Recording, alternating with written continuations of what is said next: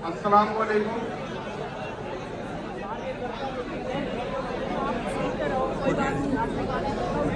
मेरे 2500 वार्ड के सातों बिरादरी के लोग यहाँ पर हैं। मैं उनको तहे दिल से शुक्रिया अदा करता हूँ और बहुत बहुत आपको मेरी दुआएं भी है कि अल्लाह ताला वो दिन जब आए तो इससे 4 गुना ज्यादा भीड़ हो जानी चाहिए और वो दिन जिस दिन आए तो मैं अल्लाह से यही दुआ करूंगा कि जिस दिन वोटिंग हो तो इतने वोट हो कि शायद हो सकता है दूसरों की कहीं बोली भी ना हो पाए। मैं अपने हिंदू समाज भाइयों का शुक्रगुजार हूं कि उन्होंने भी अपना कीमती वक्त देकर चेयरमैन साहब की ये सभा में आए। बहुत बड़ा शुक्रिया। आज ये सभा हमारे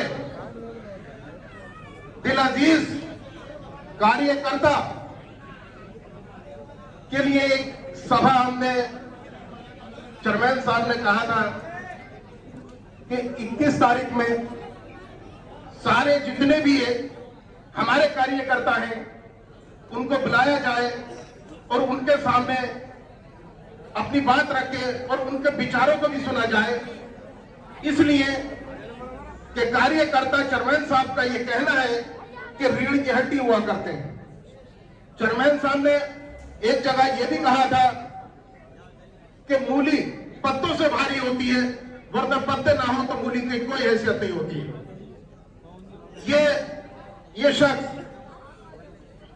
अगर किसी को इज्जत देते हैं तो बिरादरी की वजह से नहीं, अगर किसी को चाहते हैं तो बिरादरी की वजह से नहीं, अगर ये किसी शख्स को भी अपना बनाना चाहते हैं तो जात बिरादरी का कोई लेबल नहीं होता।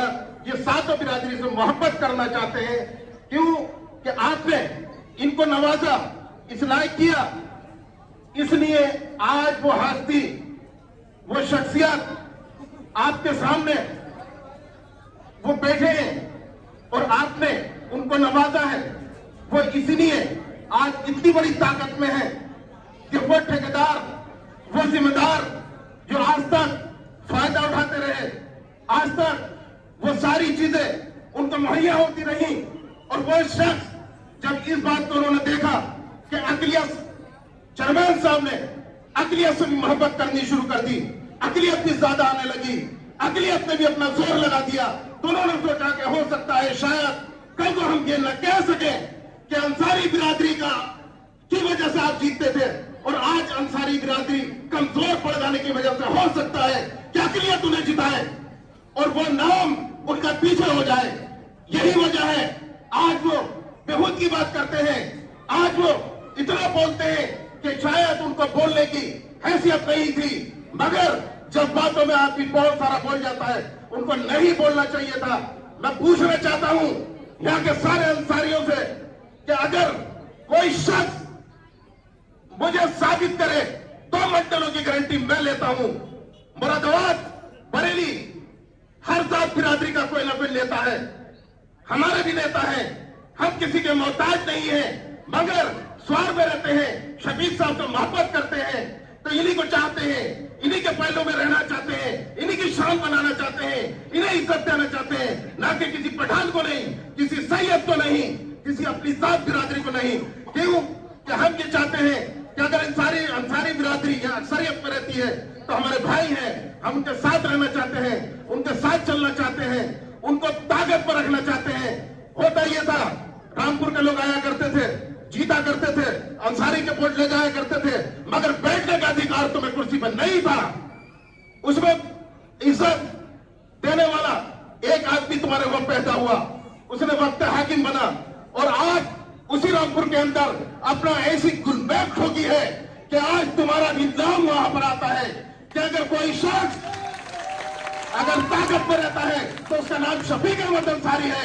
आज उन लोगों को, गैयोरों को, उन्हें जिम्मेदारों को, उन ठेकेदारों का आज शफीक अहमद अंसारी ने आपका एक आशियाना बनाया और रामपुर में आपको इज्जत दी, जहां पर मैं मानता हूं कि शायद इससे पहले स्वार की सरजमी के अंसारियों को पिछली सीट मिला करती थी, मगर आज उन लोगों को इतनी दहशत हो गई है कि हमसे पहले आपको अगली सीट देंगे। ये मेरा वादा है और मुझे ये लग रहा है, और यही वजह है उन ठेकेदारों को, उन जिम्मेदारों को जो इतने पीछे कर रहे हैं, वो चाहते हैं कि यहाँ का गरीब अंसारी, यहाँ का गरीब मजबूर अंसारी आगे ना बढ़ जाए, हमारा नाम कम ना हो जाए। जो वो ठेकेदार वो बनना चाहते थे, कल वो लिया करते थे। मैं उन लोगों से भी पूछना चाहता हूं कि जो ये कहते हैं हराम, हराम क्या चीज होती है? मैं उनसे पूछना चाहता हूं, ये जितने भी शख्स जिम्मेदार लोग भी बैठे हैं, बच्चे भी हैं, बूढ़े भी हैं, मेरे कोई ना कोई चचा है, कोई भतीजा है, कहीं ना कहीं मेरा भाई है, मैं सारे लोगों से ये बात पूछना चाहता हूं हराम क्या होता है।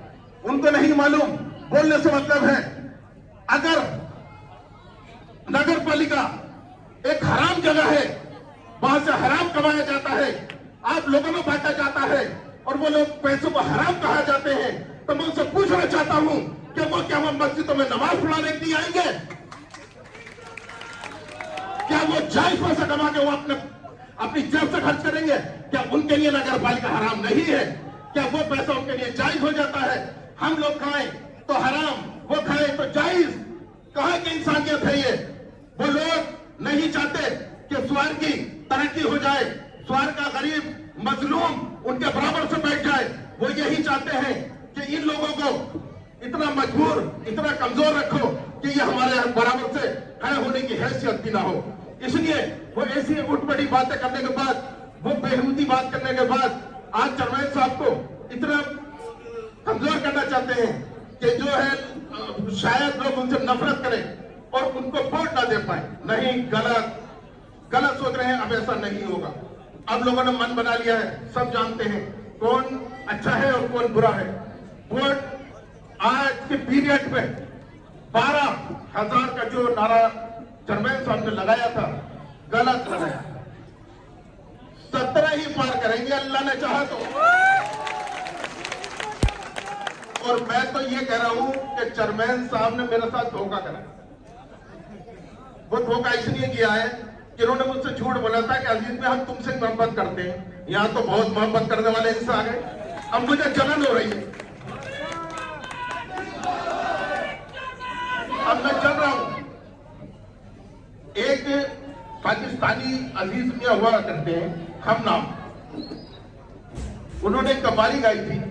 वो आज मुझे शफीक भाई का चेहरा देख के याद आती है और बार बार याद आती है। आज मेरे लफ्जों पे मैं बोल ही देता हूं। शफीक साहब, तेरी सूरत तेरी सूरत तेरी सूरत निगाहों में फिरती रहे, इश्क तेरा सताए तो मैं क्या करूं, तेरी सूरत। वो भी अजीज मियां थे, ये भी अजीज मियां है। शर्त यह है कि वो शोहरत और दौलत के मालिक थे, और मैं तो भाई साहब जुआ का पति रह गया, लखपति भी कभी नहीं हो पाया। मैं एक शेर सुनाना चाहता हूं, स्वार की सारी सरजमी को कांटा समझकर न दामन मुझसे बचाइए, कांटा समझकर न दामन मुझसे बचाइए, गुजरी हुई बाहर की एक यादगार हूं। और एक शफीक साहब की तरफ से मैं उन जालिमों के लिए एक शेर कहता हूं। सुकूने, गौर से सुने, सुकूने कल्ब की दौलत तुझे कभी नसीब ना हो, सुकूने कल्ब की दौलत तुझे कभी नसीब ना हो, खुदा करे तेरे होठों को कभी हंसी नसीब ना हो। मर जाए तू तड़प तड़प के ए अम्र के कातिल, खाए तेरी लायक दरिंदे कब्र का तो जिक्र क्या है, तुझे तो कफन भी नसीब ना हो। और शफीक साहब, मैं आपसे एक बात और कहूंगा कि गमों की कोई औकात नहीं हुआ करती है। ये क्या कम है कि तुम्हारा गम हमने दिलों में छुपा रखा है? गमों की कोई औकात नहीं हुआ करती है। ये आप टेंशन, आप गम ना लें, क्योंकि इतनी पब्लिक, इतना जोर, इतना शोर, यही आपके लिए सबसे बड़ी दौलत है और सबसे सबसे बड़ी आपकी ताकत है और यही आपका हौसला है। आप हौसला नहीं हारेंगे, आप किसी की बातों में नहीं आएंगे, आप गम नहीं करेंगे। अगर आप टूट जाएंगे तो हम कहां जाएंगे? आपको अपना हौसला और अपना साथियों का हौसला और अपने कार्यकर्ते और अपने जितने हमारे भी स्वार के नगर के जो सारी जात बिरादरी के लोग, हिंदू मुस्लिम सब, इनका आपको हौसला बढ़ाना है और इनकी ताकत आपको बनकर रहना है। इसी बात को लेके मैं अपनी बात इसलिए खत्म कर रहा हूं कि बोलने वाले बहुत हैं और मेरे पास बातें बहुत हैं, मगर वक्त आता रहेगा, बोलते रहेंगे, अल्लाह ने चाहा तो फिर। चलिए, अस्सलाम वालेकुम। मैं